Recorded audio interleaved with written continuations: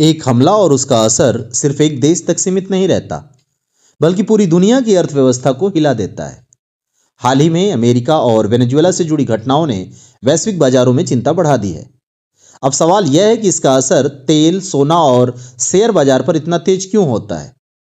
असल वजह है तेल की सप्लाई का डर।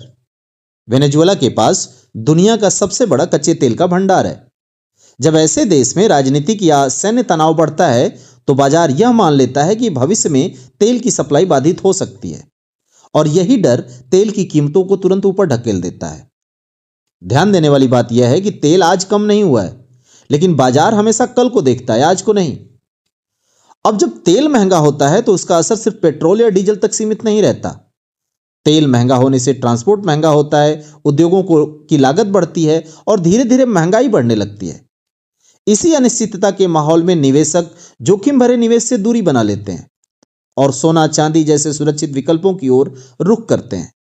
इसलिए तनाव बढ़ते ही सोने की कीमतें तेजी से चमकने लगती हैं। वहीं दूसरी ओर शेयर बाजार पर दबाव आता है, क्योंकि ऊंची लागत और कम मुनाफे की आशंका कंपनियों की ग्रोथ को प्रभावित करती है।